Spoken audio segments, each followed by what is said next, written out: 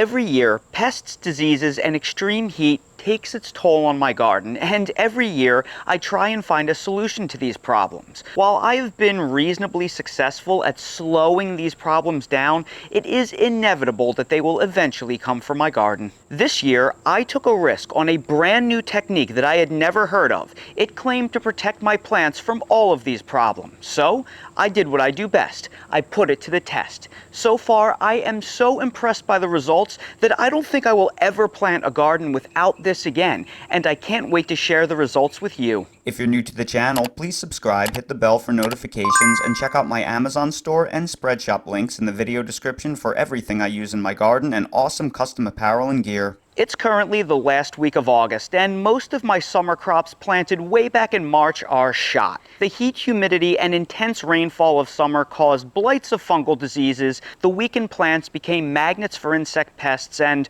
while a few of the toughest plants are still holding on, most of my beds are in the process of being turned over for fall. Here in the South, our summers are too long and hot for crops like tomatoes, squash, and cucumbers planted way back in early spring to make it all the way until frost. I've learned that the only way to extend the harvest of these crops is to plant a fresh planting in the middle of summer to have new plants that can then extend their harvest into the fall. But there is a problem. Transplanting these crops midsummer is when insect pests and fungal diseases are at absolute peaks of pressure. And by the time the cooler fall weather comes around, well, even these young plants are beaten up by diseases and insects to the point where the harvests are unreliable. That is why I am so excited to have developed this technique. I have been singing the praises of shade cloth and insect netting for years. Shade cloth is amazing, especially here in the South. I have it run above me right now, and it is what is allowing me to film this video right now in this intense 93-degree heat.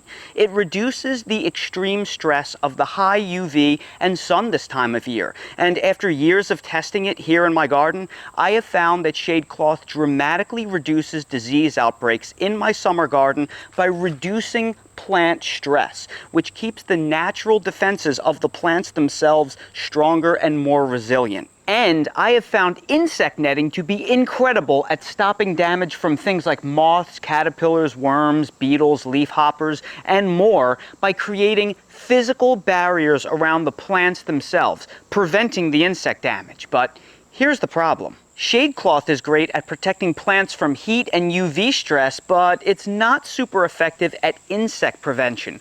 While it does keep some of the larger, hard-bodied insects out, smaller insects can squeeze their way through the wider mesh. And while garden netting is great at keeping insect pests out, it does very little to nothing to prevent heat and UV stress. So up until now, my only solution has been to basically run the shade cloth overhead and then use insect netting draped over these PVC hoops below, which is more work, and I simply don't have the ability to run shade cloth like this over my entire garden. It's just too big, and as a result, results have been mixed at best. Imagine my surprise when I stumbled across this product, black garden netting. This is a thicker garden mesh netting that is also a combination shade cloth. It has a shade rating of 25 to 30%. So this is a bridge product, a combination insect netting and 25 to 30% shade cloth.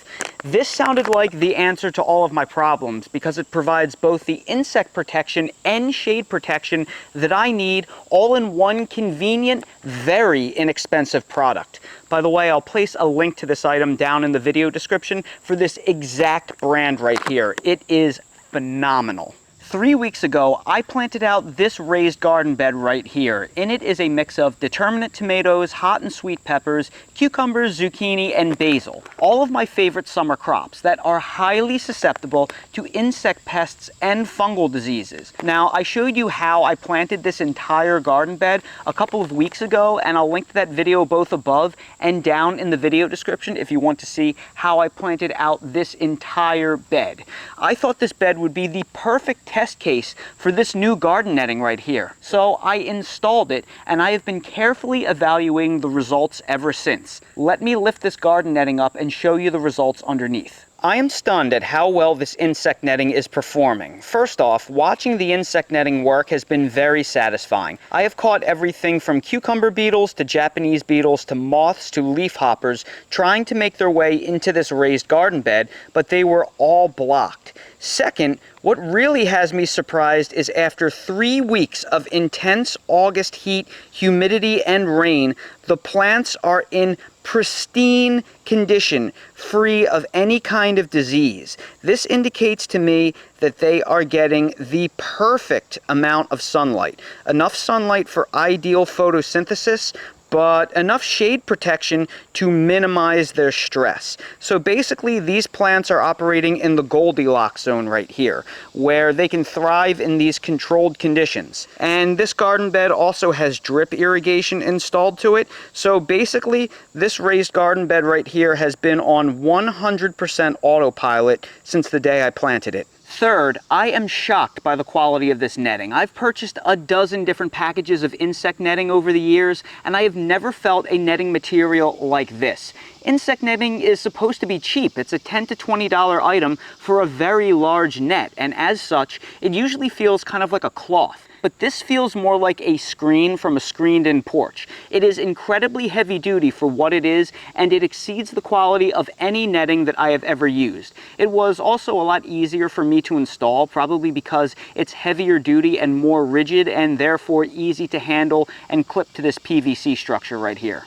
Because I'm so impressed with the quality of this product, I put my money where my mouth is, and I bought 2 more of these to keep them in stock, so I have several on hand.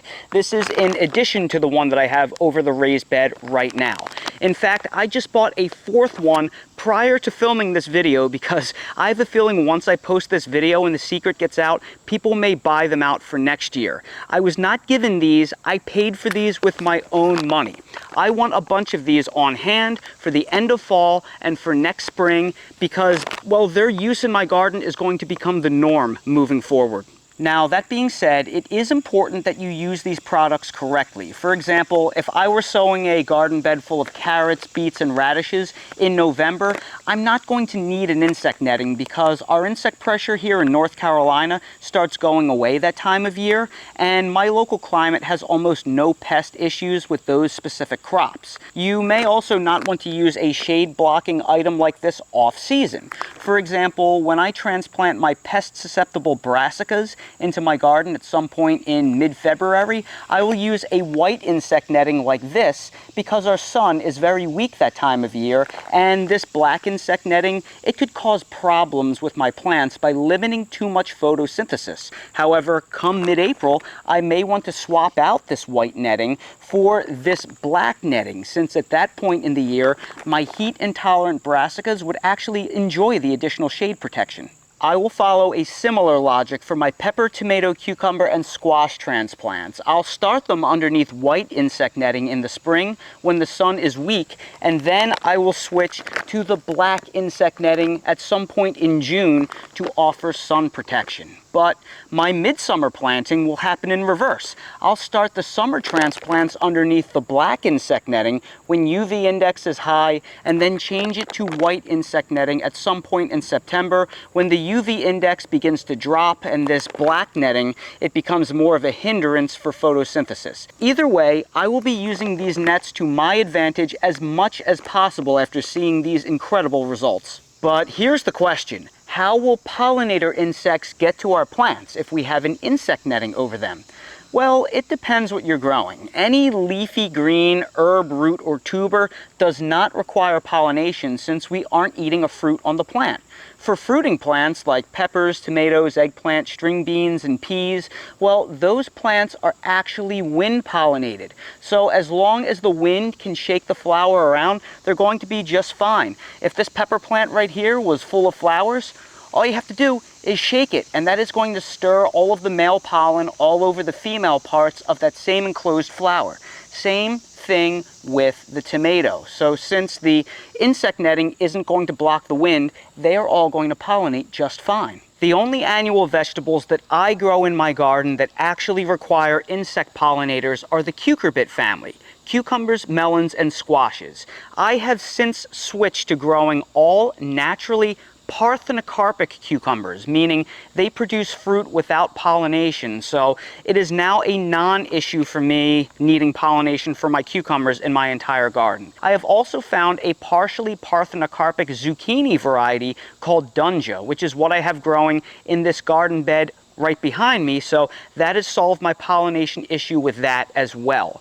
If you want to grow other varieties of cucumbers, squashes, and melons underneath insect netting, then you will have to manually hand pollinate. You will have to take a makeup brush or a paintbrush and manually transfer the pollen from the male flower to the female flower on that same plant. But this is easy, and it will take you mere minutes to pollinate an entire bed full of these flowers. So a tiny amount of effort compared to all of the work that you'll save by not having to battle cucumber beetles, vine borers, and squash bugs, well, it's a drop in the bucket. You'll have to put a little bit of effort on those specific crops, but it's nothing compared to all of the time and work you'll save elsewhere. Of course, alternatively, you can grow everything but your cucurbits underneath the insect netting and just let those individual items that require insect pollination to grow out the old-fashioned way, and you can just battle the pests as necessary. You'll still save yourself a lot of time working in your garden by keeping everything else under insect netting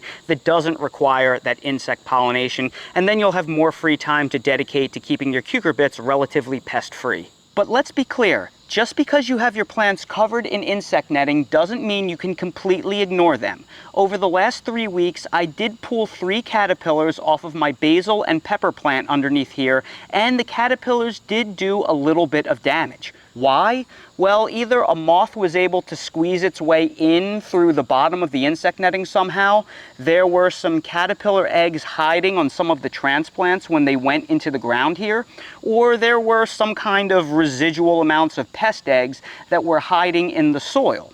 This is inevitable because there will always be some hidden pest eggs somewhere. If you totally neglect your plants and the pest eggs hatch, your plants are going to get devoured underneath the insect netting because these insect pests will thrive underneath the protected enclosure where no carnivorous predatory insects can get to them. So you will still have to check on things every single day to make sure you don't have some kind of problem.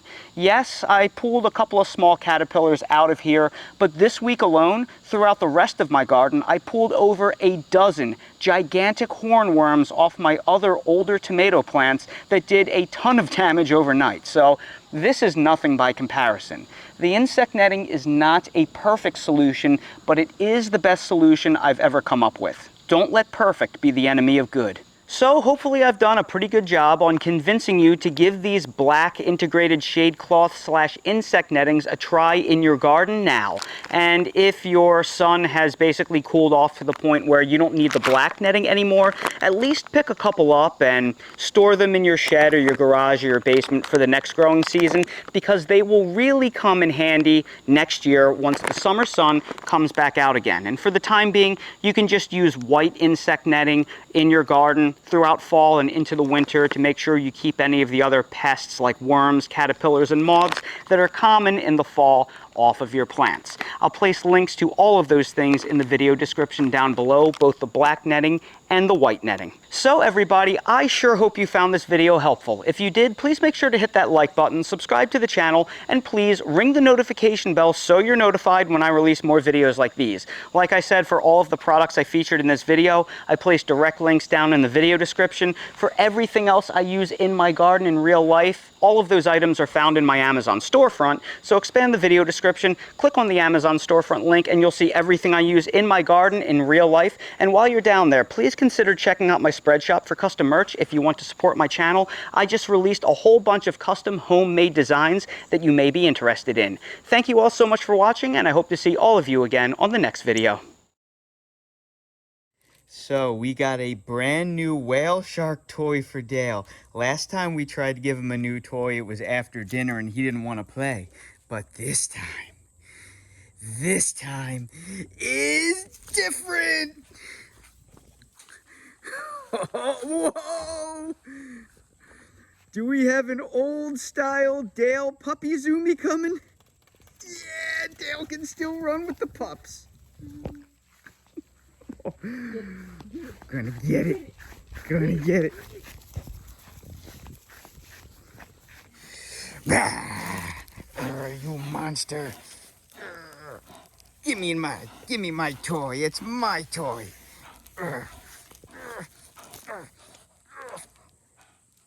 Dale, he's so strong. Dale, can you drop it? Drop. Very good. All right, buddy, we have to redeem yourself for your not so good catch the other day. Oh, that was amazing! Oh, it's so much easier to play when you don't have a full belly. Okay, Dale, kill the whale shark. This thing's gonna last about a minute and a half before he defluffs it.